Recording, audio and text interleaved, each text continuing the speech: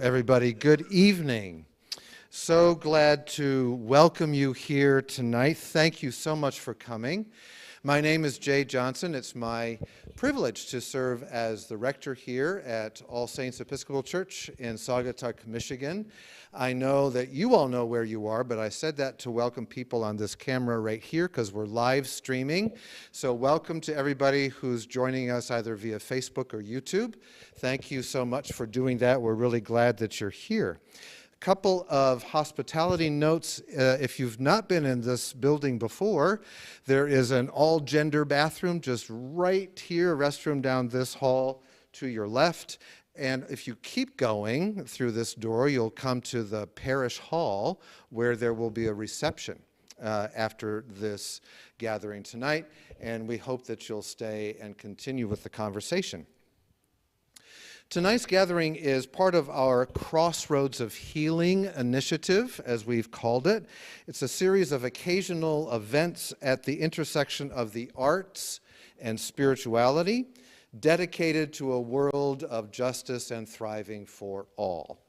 We began this initiative focused on the visual arts almost 2 years ago, which we will continue to do, but we also intend to include the literary arts, us this evening, and also the performing arts in the future as well. And tonight's gathering is part of our observance of Black History Month in this parish. And one of the ways that we are marking this month is to make a financial contribution to St. Augustine's University in Raleigh, North Carolina, which is one of the historically Black colleges and universities founded by Episcopalians, as it turns out. And so this parish has made a commitment to support them financially this month with donations. If you are inspired to do the same tonight, we would welcome you to do so. There's a basket in the back, and Margie's holding it up. And so you'll see it clearly labeled. Please feel free to make a donation, but please do not feel obligated to do so.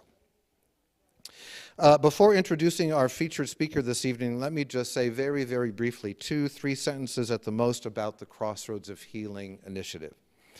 As we all know, in various ways, our world is hurting. It's broken in many ways and fragmented. And we believe that we're called to act as agents of healing in a world that is hurting. Hurting for multiple reasons, because of systemic racism, gender-based oppression and violence, ecological degradation that affects the most vulnerable on our planet. And this parish is responding to the divine call to name those wounds and to help facilitate healing, especially where all those topics of concern that I just mentioned intersect, as if it were an image of a cross. In Christian traditions, one of the many ways that the cross has been understood and interpreted is as a sign of solidarity, of God's own solidarity with us and the whole creation, which in turn inspires us to stand in solidarity with others. And so this series of occasional events that we're calling the Crossroads of Healing, and tonight is one of those. This sense of healing, solidarity in a world of violent divisions will be evoked by our guests this evening as we celebrate a tiny town called Covert, Michigan. And I didn't bring my book up with me, but I know that Dr. Cox will have it in her hand. Let me just say that Dr. Annalisa Cox has written a really beautiful book about Covert that I know many of you have read or have started to read, and I will tell you just a little bit about her, though I know many of you know her well. Dr. Cox is an historian of 19th century American race relations and racism. She's a non-resident fellow at Harvard University's Hutchins Center for African and African American Research. Her research underpins 2 exhibits at the Smithsonian's National Museum of African History and Culture. Her book, The Bone and Sinew of the Land. You have the best titles, by the way, for books.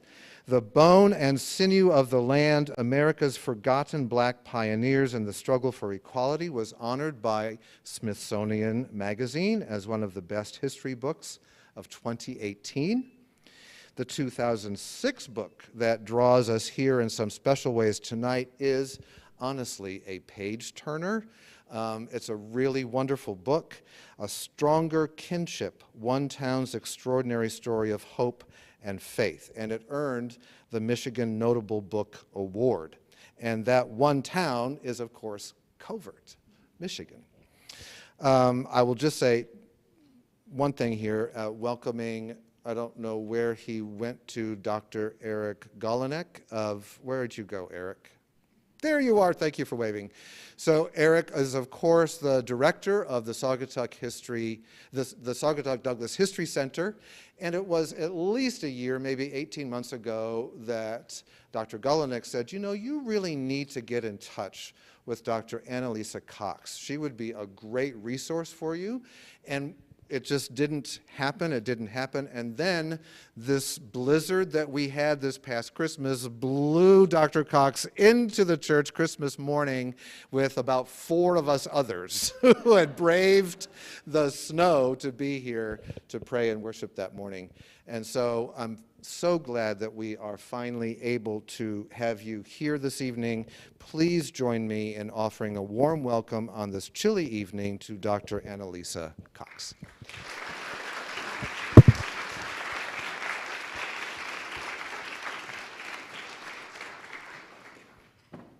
Okay, I'm a 19th century historian. I'm not techie. Is my mic working? I hope it's working. Can you hear me? Okay, great. And somebody kindly give me water. Thank you so much. You know, it's so much fun to do a talk in Michigan. So often I'm giving talks on either of the coasts or in big cities. And the only part is I'm a little nervous because if I do make any mistakes, some of you actually do know where I live. And you will call me out on them. But I am delighted to be here. I want to thank the church and Father Jay and especially Jane Underwood here at All Saints for all of their work to make this happen and the incredible PR they did for this. Also, I want to thank Ms. Barbara Rose from Covert for helping to get this ball rolling. I appreciate her hugely. And finally, to the people who continue to run the Little History Museum in Covert, Michigan. Through their efforts, the important history continues to be preserved and told. I cannot recommend this little museum highly enough. If any of you are looking for a good local museum to visit, donate to, or volunteer in, you should definitely consider the Covert Museum. So I know we've all been traumatized by high school history courses, so I want to be really careful here, right? Because for me, history is about telling a good story and hopefully telling it well. But I do want to put out a quick timeline because I'm still not quite sure why they let me be an historian. I'm terrible with dates. So I'm actually just going to be putting this up here so that all the rest of you who may be a little challenged on our exact dates of things can get an idea of sort of where we are positioned in time as we move through this talk. And I'm not going to talk for a super long time, maybe half an hour, 40 minutes, plenty of time for Q&A, and then I'll be at the reception afterwards as well. So I know I'm talking about a farming community in West Michigan, but I'm actually going to put down the end of the American Revolution because it is connected. So that's 1783, end of the revolution. Okay? This date is important because I know we have 1776, but nothing would have happened if we hadn't actually won that war. So this is when the war ends, 1783.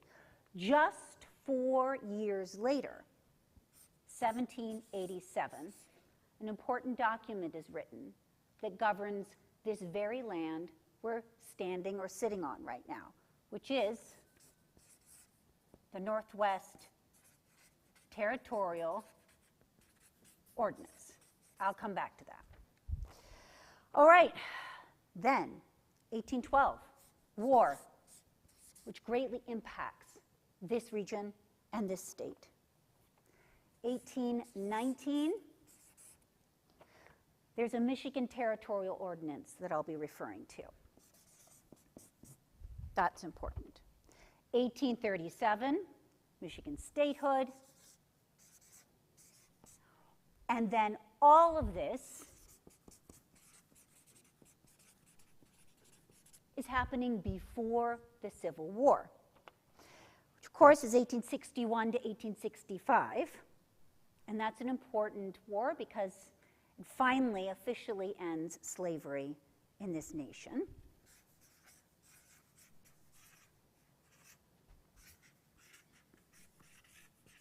Now, most of my talk is going to take place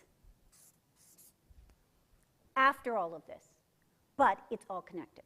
So, I will get started.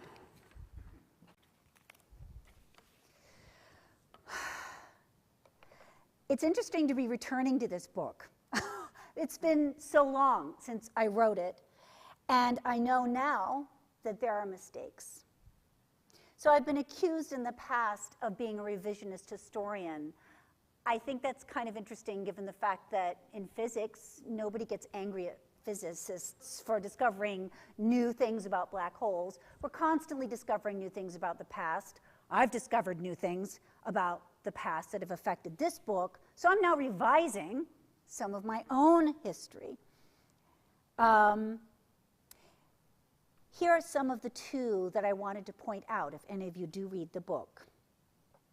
I actually believed many of the myths that I had been taught about the Midwest surrounding African American settlement in this state.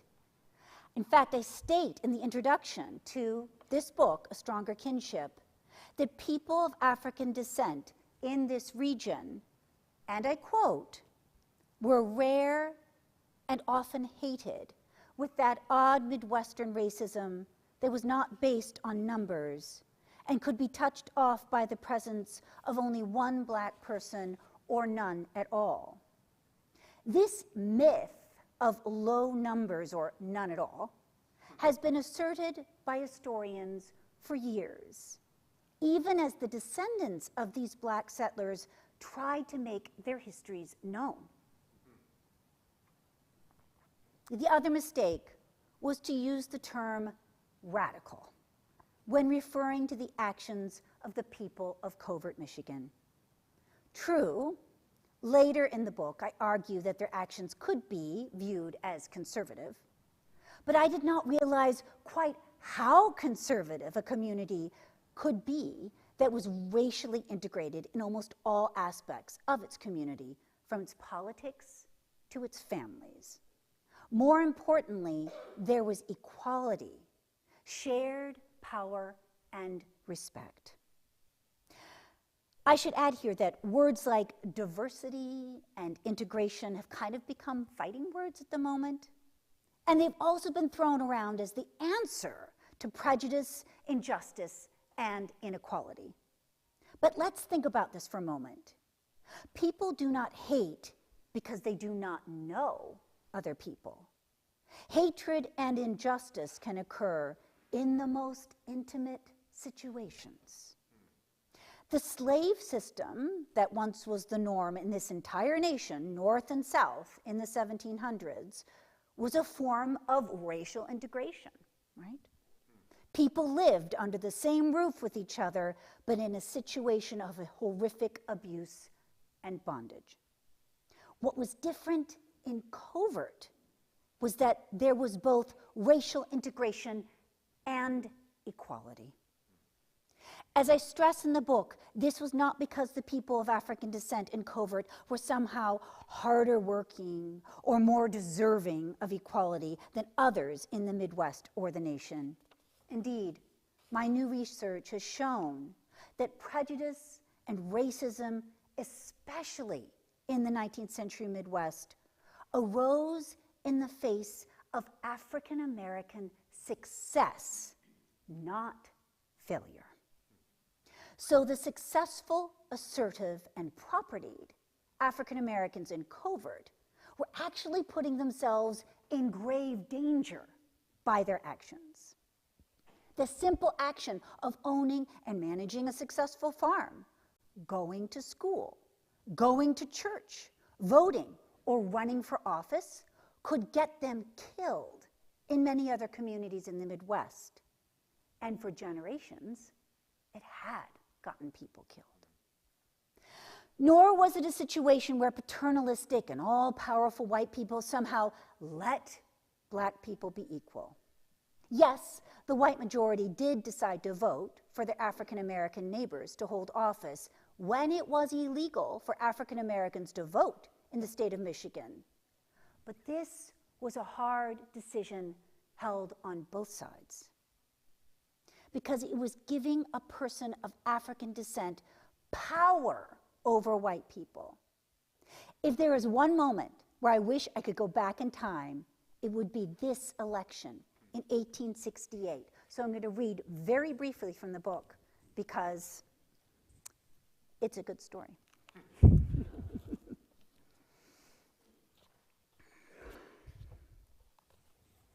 So this concerns an early African-American pioneer to Covert, Michigan, by the name of Dawson Pompey, who was father to 2 black Civil War veterans who had survived some of the worst conflicts fighting in the Civil War. Politics was one of the rare things that brought the residents of Covert Township together. This is no metaphor.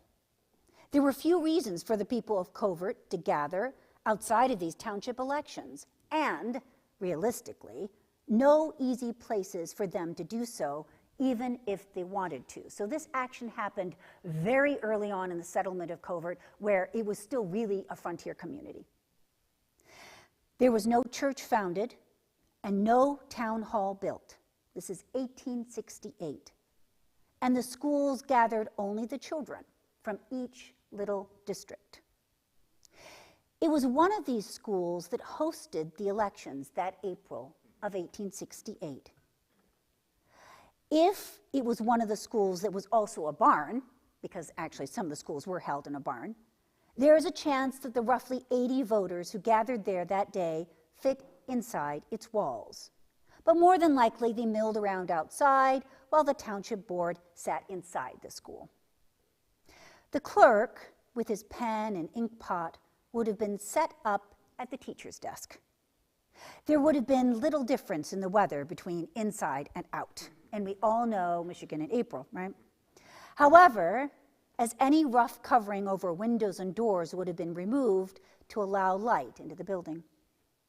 As the men who came to vote entered the building to confer with the clerk and the board before the day's proceedings, they would have experienced the all too familiar blindness as they shifted from day to dim interior. There's no electricity. They probably wouldn't have wasted candles during the daytime. There is no record of how the votes were counted, only that the elections moved swiftly, which makes it likely that there was no secret ballot, only voiced intentions and a show of hands. The first vote was for township supervisor. 77 votes were cast, and William Trafford won the close election with 42 votes. The elections moved along. Township clerk and township treasurer went without a hitch. Then came the vote for justice of the peace. That last position split the vote equally, with 37 going to each man. This required some members of the board to draw lots for the choice, and Bryant Williams was finally declared the winner. While some men did not vote for these positions, all 77 voted for the position of highway commissioner, for roads were of high concern for these travelers, many of whom, like Dawson Pompey, had to walk along muddy trails and over shifting sand hills to make it to the schoolhouse. Chester Bunnell barely won with 41 votes. Afterward, a school inspector was swiftly voted in, as well as 8 constables whose job it was to aid the justice of the peace in his work. Dawson Pompey and his family must have been mightily keyed up by this time, but finally, it was their turn. The vote for the highway overseers was announced. The elections were held in order of districts, with James Tripp and Draper Fish winning their positions in Districts 1 and 2. Then came the surprise. Joseph Toquin, a local Pokagon man, stepped forward for the position in the district where he lived. Most of those gathered that day would have been aware that as he was called, an Indian, as he was later described in the voting records, had no right to vote, much less hold office. But then again, they all knew that the Pokagons were the primary residents of District 3. So it must have seemed only fair that he be allowed to oversee the work of his kin in creating roads in that region. And he was voted in to that position. Only white men stepped up to fill the remaining positions until it came to the last one, District 7. This was the very district the elections were being held in, and it had one of the largest budgets, as well as the best equipment, for the township had just bought a scraper for the roads already built in this district. Now Dawson Pompey took his courage in his hands and stepped before the men who he hoped would continue to be his neighbors. Here he was, a relatively wealthy black man who, when he had arrived in Covert, bought the only piece of cleared land in the township, a fact that must have still rankled some of the white homesteaders who were trying to eke out a living from the few bare patches of land that they had been able to clear. And now he was attempting to break laws and social conventions by running for the position of highway overseer of his district, a powerful post previously held by some of the most prestigious white men in the township. Nevertheless, that day in April 1868, the men must have looked at Dawson and met his gaze, raising their hands and calling out their votes as the township clerk scrawled across his ledger page, Highway District 7, Dawson Pompey. They had done it. This motley crew of struggling pioneers from New York, Massachusetts, England, and Germany, and the proud men of African descent who had made their way from the South and other parts of the Midwest were willing to do what so few were able to even consider: vote for a black man instead of a white man, breaking the boundaries of race and the law. As more people came to settle Covert, they had to learn to adjust to the new ways being created there. Those who did, however, continued to strengthen the ties created between the races. So, this was 1868.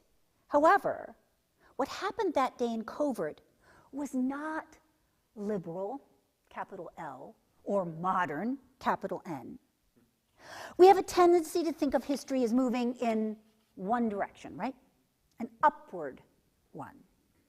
True, I believe with Dr. Martin Luther King when he said that the arc of the moral universe is long, but it does bend towards justice.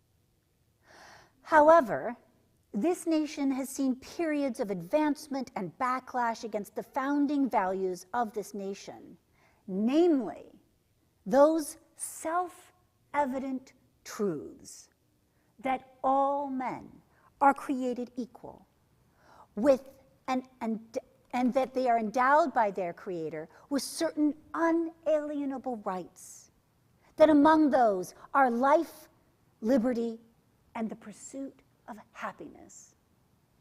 I know we all know those words, but when they were written, and even in 1868, they were so weird They were so strange. Those words from the Declaration of Independence continue to be challenged even today.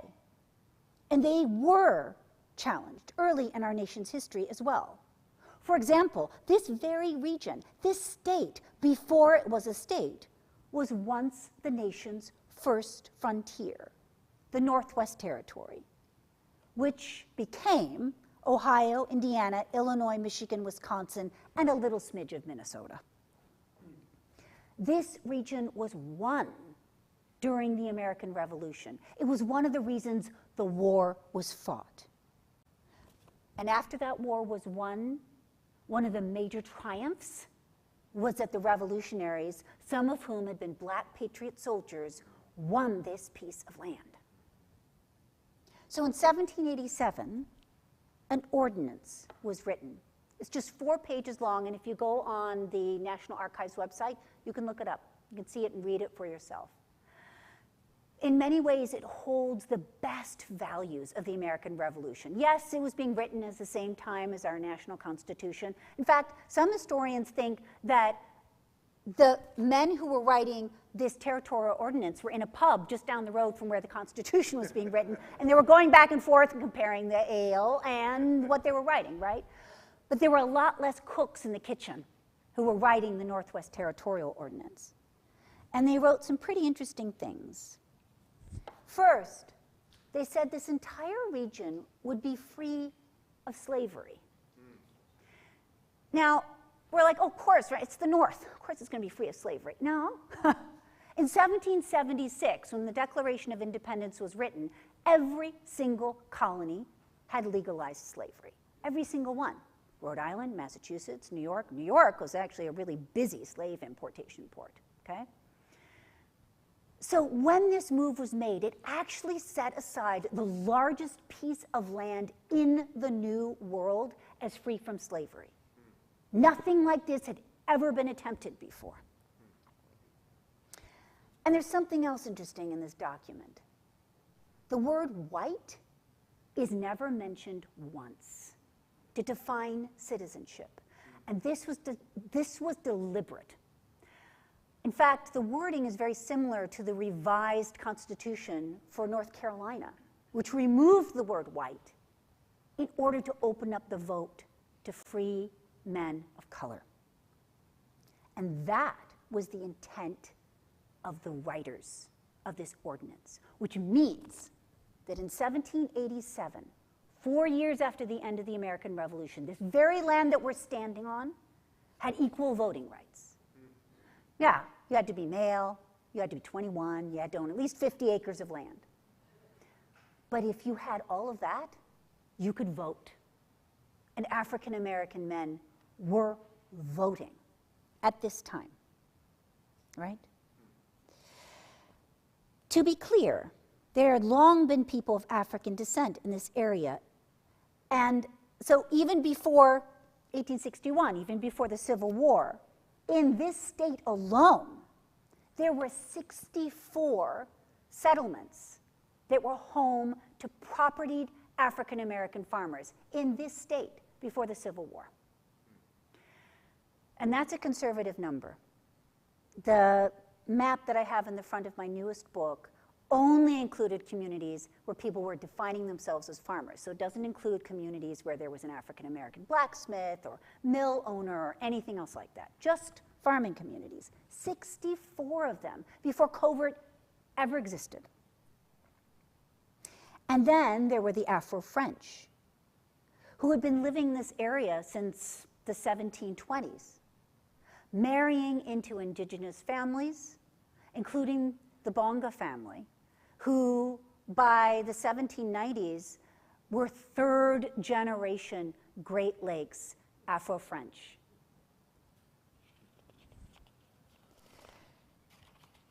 But back to the Northwest Territorial Ordinance of 1787. There was a backlash.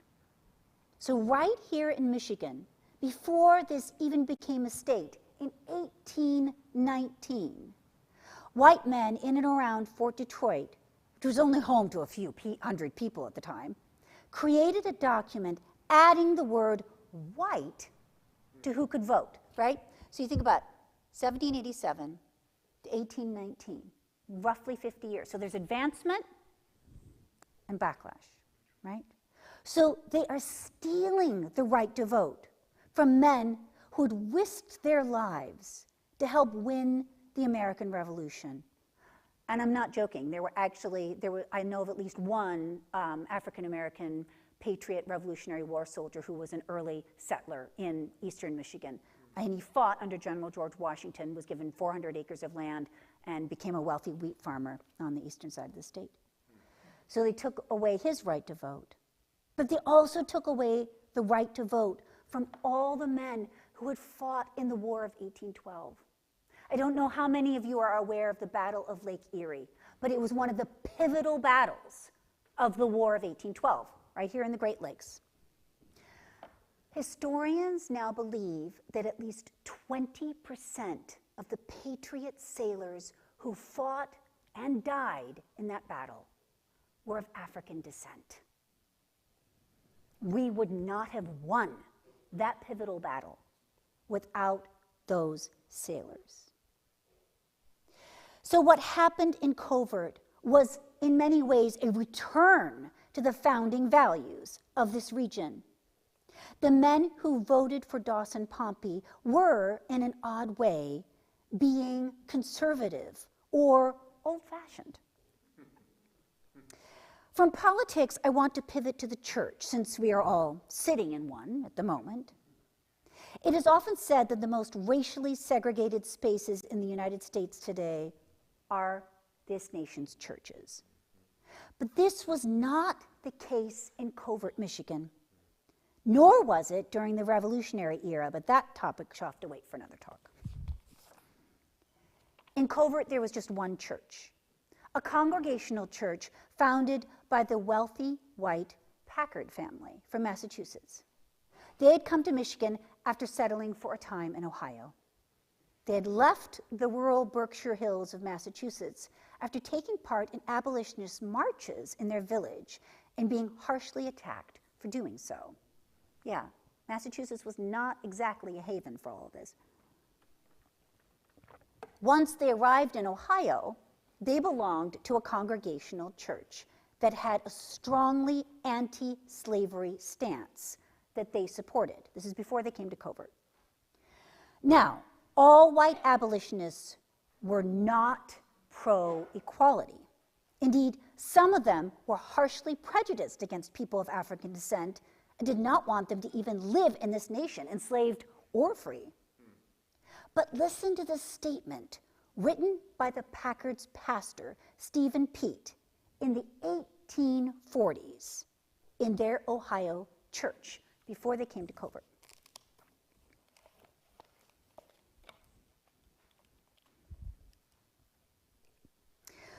We regard slavery as it exists in our country, a great sin against God and our fellow men.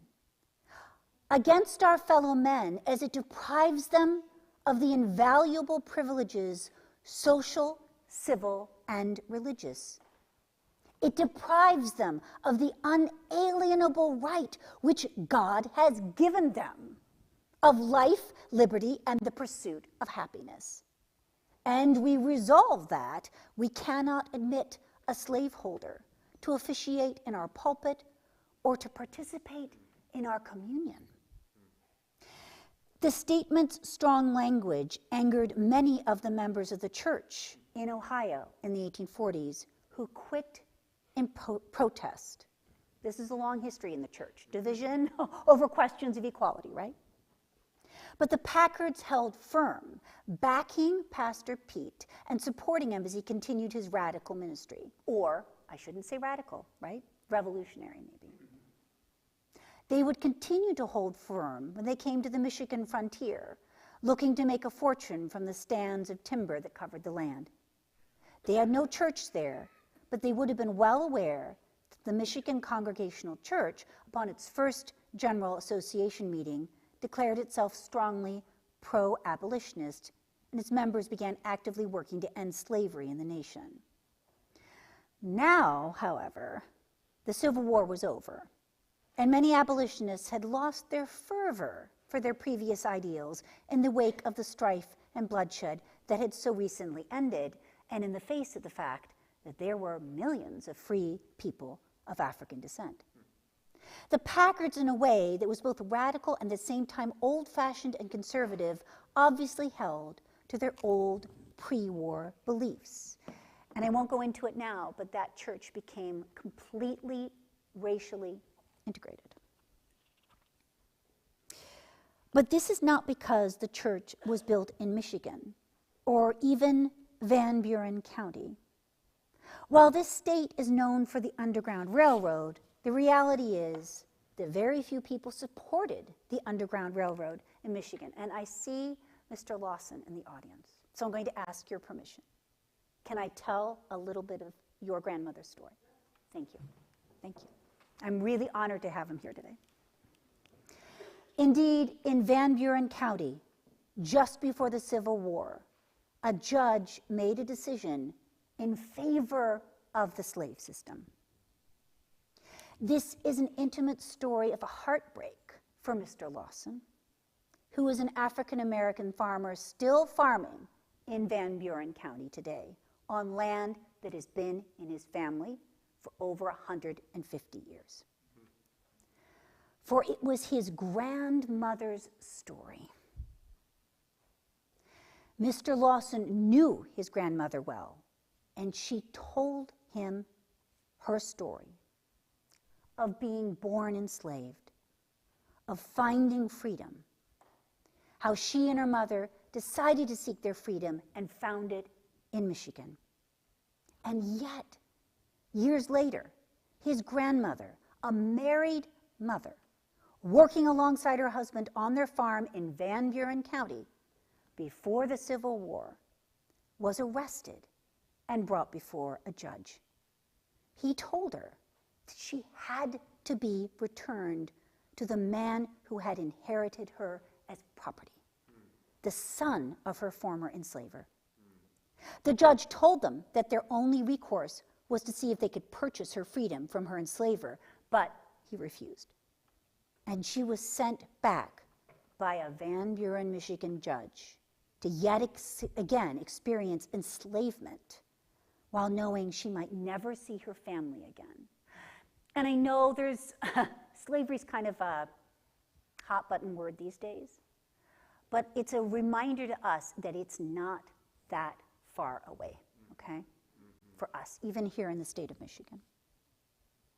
So why was Covert different? I believe one reason, there were many reasons, but I believe one reason was because the people of Covert were not colorblind. They made it clear through their actions that they had a heightened awareness of race, a heightened awareness of the history of slavery and prejudice that had infected this country. And their knowledge, their awareness helped them to make their decisions. Covert, Michigan makes so very clear that unless we know the horrors, we cannot know the heroes. If we lose the horrors from our past or the awareness of them in the present, we lose our heroes from the past and the ability to be heroes today. Thank you.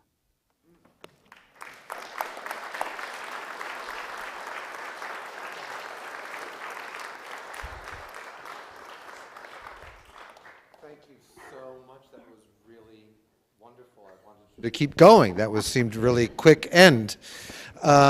We would love to entertain questions, and I'll play those of you who remember the Phil Donahue character in Chicago. I'll run around with my microphone, and this is not only for amplification in here, but also for those of us who are joining us on the live stream. So please wait until I arrive to where you are with this microphone before we take your question or comment. Or maybe I've terrified all of you into silence. As I always say to my students, there's no such thing as a stupid question. See, I am going to run just like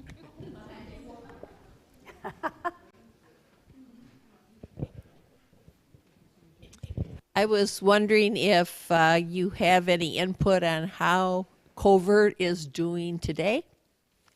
Okay, so the question is how Covert is doing today.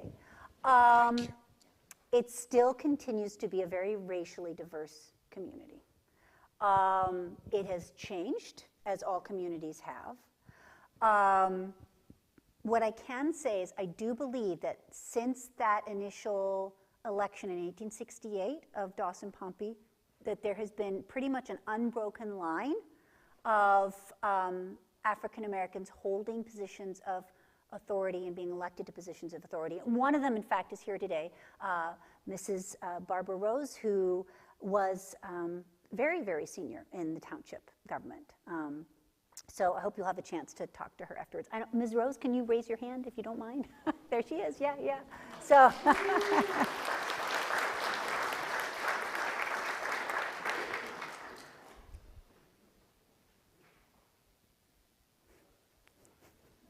Oh, now I'm going to get a good one.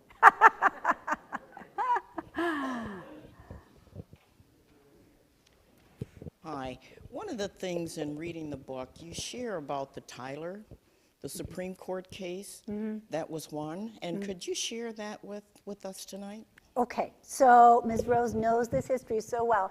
She's talking about a state Supreme Court case that happened involving the Tylers, who were an early African-American farming family that settled in Covert. Just to briefly sum up, because I have an entire chapter of it in my book, this is a case between the African-American Tyler family and a white family who were actually their neighbors, that went all the way from the local courts interestingly enough, the African-American Tyler families towards them, in favor of them. And it moved all the way through the courts, being challenged and appealed every step of the way by the white family, till it made its way all the way to the state Supreme Court. And this is the 1890s. So Jim Crow racism absolutely affects the North, absolutely affects Michigan. There are racial massacres that occur in the North, in Illinois, in Michigan, that are kind of like what happened in Tulsa, starting in this period. And this is just the kind of thing that can touch off that kind of violence. But what's amazing is that white people and African Americans came together and stood together in Covert as this really, really difficult court case moved its way over a couple years all the way to the state Supreme Court. And there was no violence that occurred. The white family that lost did move a couple years later. They left Covert. But the Tyler family stayed. Yeah, yeah. Thank you for that question.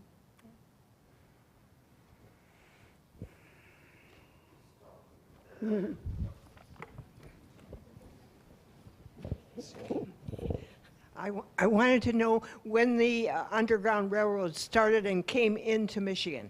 Oh, great question. So I actually I'm currently working with the National Park Service Underground Railroad Network to Freedom program, which is a wonderful program. Check out their website. They do great work.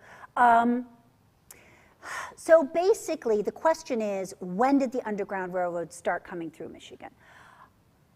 As soon as there was slavery. I mean, there's the wonderful case, I'm blanking on his name, but a young enslaved British clerk in Fort Detroit in the 1790s who fled his British enslaver south into the Ohio Territory and became a clerk for a frontier territorial judge there.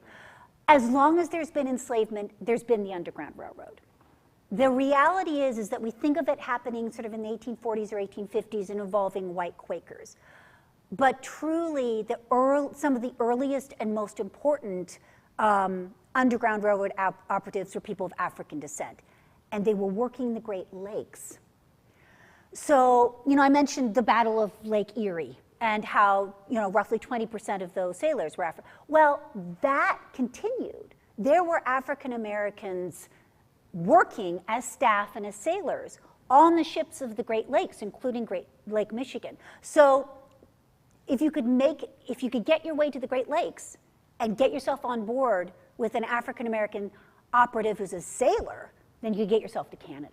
And that's starting before statehood. Yeah, that's really, really early. It's a history that's barely been done. I think there's one historian in Ohio who's working on it. This is truly a frontier field. There's so much we need to learn. But I've always loved Lake Michigan. But now, after learning that, I don't know, I just look out there and thinking of it as a major route on the Underground Railroad makes me love it even more. Yeah, yeah. I was debating which to ask, but I'm just going to ask them both, and you can take it where you want. Okay. So one was, you mentioned the indigenous person who was elected, and I'm just curious if there's anything, beyond that story in terms of the relationships with indigenous people there. And then my other question is, you mentioned that, some of the things that made Covert different, the various factors, and I know we don't have nearly probably time to talk about that, but if there's any way that you could summarize that a little bit more, like why, I'd be curious. You mean why Covert happened? Yeah, what made that particular town so different than the neighboring town? Right. First to the indigenous question, yes, there was a fairly large and thriving population of Pokagons who'd managed to escape the clearances. So a lot of us know of the Trail of Tears and the Cherokees and Jackson doing that. Well, he did that in Michigan too. We just don't talk about it very much. So a lot of First Nations were forced off their land here in the state of Michigan in the 1830s. Right here in Allegan County, there were some really interesting things going on between early African American pioneers arriving in the late 1830s around statehood. Or early 1840s, and I need to do more research into this, but according to their records, they purchased land directly from indigenous people. So they didn't wait for it to be taken by the federal government and then pay the federal government for it. They actually gave value to the indigenous people for their land. In Covert, I'm not so sure on the relationships. The Pokagons had their own church, they had their own community. I mean, you have to realize they'd been in contact with people from Europe for over 200 years by the time Covert was, well over 200 years, by the time Covert was founded. And they had figured out ways of preserving their culture and their community. So that's not something I know as much about. But it's certainly part of the community's story. Yeah, for sure. The question of why Covert, I think that's a really tough one. It's when people ask me questions about, well, why did racist violence happen? I mean, at the heart of it, it's a question of why did people decide to do something good, right? As opposed to evil, as opposed to violence or destructiveness or racism. I think that's part of Covert's sorrow, right? Is that you can see how easy it was for people not to be racist, to not be prejudiced, as the founding citizens of this nation would have said. And so, if I could answer the question of good and evil, I'd be making a lot more money than I am now. I really hesitate to, because every single thing that could just, historians love to come up with simple answers. We could say, oh, well, it was a bunch of Union soldiers, black and white, who all settled in this area at the same time. Yes, and then there was the Swan family who settled in what is now Boyne City, one of the first settlers in Boyne City. And he was murdered by a white Union soldier who just returned from the front. So there's really no easy answer to this one. I think the clearest one that I could come to was that people really were aware of the history of slavery and prejudice in this nation, and they acted deliberately, but not in one big sort of utopian decision, like we're going to be like this utopian community. I think it was daily decisions, right? The first African-American child who walked into the one-room schoolhouse, right, was allowed to continue sitting there. There wasn't a riot. They didn't try to burn down the school like they had in Connecticut or Vermont. Or, yeah, just every level. Or when an African-American family invited some other families and said, we're going to host Bible study in our house in the 1880s. White families came to their house and, did Bible study led by an African-American farmer, right? It's those small daily decisions to share respect and authority that I think are what really matter. Yeah, sorry, that's kind of a non-answer.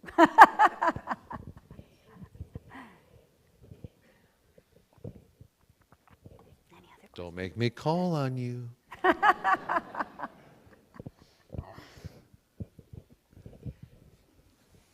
I scared you.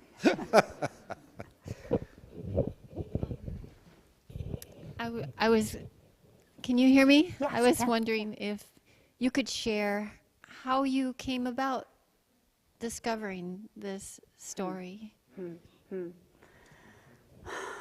So she asked how I ended up discovering this story. It actually, again, I made a mistake. And I'll be the first to admit it. Historians make mistakes all the time. I was actually a senior in college, and I wanted to do a story on the Underground Railroad in Michigan because I believed the myths. I thought all African Americans had arrived here on the Underground Railroad, and no, that's not true. And I'd heard, actually through my mother, that Covert had a long and historic African American community. So I called up the local historical society, spoke to a wonderful woman called Mrs. Pearl Sarno. And I was blathering on and telling her I was going to do this big history of the Underground Railroad and Covert. And she finally interrupted me. She said, we were not on the Underground Railroad, but we've been integrated for a very long time. And I think that's just as interesting. And I remember I hung up the phone and I remember thinking, I was a little disappointed. And I began to think about it and I thought, that might be just as interesting. And at that time, even within the historical community, there was a realization that even within communities where there were whites who were Underground Railroad operatives, that sometimes they were not always welcoming to African Americans as full community members. So I was really interested in what this might look like. So I visited the little Covert Museum, and Pearl Sarno had saved the voting records from being burned on a big bonfire when they were clearing out one of the buildings. So there are these old voting records, and that story that I told you about Dawson Pompey was sitting all alone up on the top floor of that little museum reading these records. And I'd already been through the census records, so I knew who was a person of African descent and who wasn't. And Dawson Pompey's name came up. And I thought, wait a minute here. Isn't he African American? And it's not legal for him to vote. He's winning office. And yeah, I will admit it, I sat there and cried. I couldn't believe it. And I was hooked. And then, most importantly, over the years, as I worked on this, which was originally my PhD dissertation, I got to know the families. And that's essential, because the only way to do this history right and to tell it right is to know the families whose stories they are. And to get their permission, to make sure that I had it right. Every single one of the families, the Tylers, the Pompeys, they got to see a draft of this book before it went to press. And they got final say. In fact, some members of the Pompey family asked me to cut a story, and I did. It's because it's their story. So I'm not sure if that's really an answer to your question, but I tried. Yeah, that's, yeah, a couple more. Here and then back there. I don't know how we're doing on time. We've got about 6 or 7 minutes, so probably enough time. Who was, I don't know, I think it was your hand. Okay, yeah. I didn't know. Maybe this is a really naive question, but what are your thoughts on how did we get to this place where history is taught in such a totally whitewashed way? And how do we move away from that? And how do we start to teach actual history? Yeah, I will repeat the question. So she's asked, and it's not a naive question, it's a good question. How do we get here? How do we get to this point where so many histories are whitewashed, right? Just facts are whitewashed from our past. You know, my friend Donald Yakovone, who's at the Hutchins Center at Harvard University, he's got a pretty good answer for that. He just came out with a really incredible book last year called Teaching White Supremacy. And he spent years in the basement of an archive at Harvard reading thousands of history textbooks written for elementary and high school students, published by Northern presses and Northern historians between the 1850s and the 1980s. And I'd say about 98 to 97% of them didn't even mention the history of African-descended people. If they did, they talked about slavery, usually in a positive light. They posited that enslavement was good and fine, right? And so this is what generation after generation school children have been raised on in this country. And there's a sense about history that it's the names and the dates. There's certain things that are just history, right? And everything else is kind of peripheral on the edge, right? And because of the way that history's been taught, I think that people often think that history of white people is kind of the walls. Everything else is kind of the art you put on it, but it's kind of peripheral. The reality is that we cannot understand the history of this nation or the history of even this state. Like, how would we understand what happened in 1819, right? Where a bunch of white guys worked really hard to rewrite what was supposed to be the governing constitution for this region, to rewrite what was written in 1787 very deliberately. Right? How can we understand what was written in 1787 to govern this region if we leave out the founding citizens of this nation who were of African descent, right? How can I put this? The more I learn about the American Revolutionary period, the founding citizens, those who fought and died, those who voted to ratify this Constitution, the more I realize I may be a constitutional conservatist, but in a very different way than what most people think, right? If you realize that during and just after the American Revolution, women briefly had the right to vote, true, only in New Jersey, only for a few years, and then the men freaked out and reversed it. But there were some really revolutionary things happening during the American Revolution. If we lose sight of that, we lose sight of our founding values, right? I just say,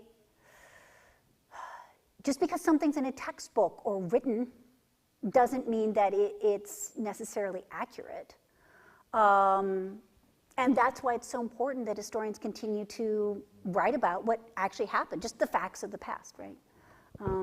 If that makes sense. Yeah. I think we have time for one more question. Yeah, there was a hand right over. And then I will be out there, like there's copies of my books for sale. I'll be signing them. I can answer questions, all that good stuff. So. I was just wondering, modern day Covert, the people that lived there, that grew up there, that went out other places, are they coming back, like I'm seeing here in Saugatuck? For example, Barbara Rose had a career. She was in Washington, D.C. She's back. Are there other people like that? Maybe Barbara's. You know, this is a terrible question to ask an historian because, you know, my field is the 19th century history of Covert. So I really cannot answer that question. I wish I could. But that does leave me time for being able to answer one more question. If anybody has one.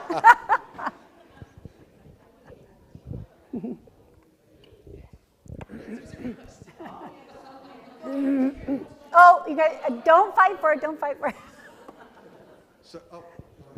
Well, I found her question intriguing, and I realized you're the historian, but there are people who currently live in Covert, and I think the question should be bounced to her. Yeah. So I'm hoping that Ms. Rose and Mr. Lawson and others whose stories these are will hang around after and come to the reception. I'm so honored that they're here, and certainly do talk with them because they are witness, and they not only bear witness to this history, they represent it in themselves, right? So I've done my own little bit to try to get it out into the world, and I'm grateful for all of you listening. Thank you. Thank you very much. And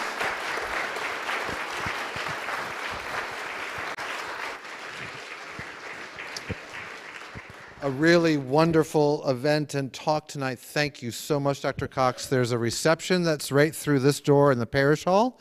Hope that you'll stay. There are a few books, actually, that you can purchase of A Stronger Kinship, and Dr. Cox would be very happy to sign them for you before she has to leave, if you'd like to do that. So you can do that in the parish hall as well.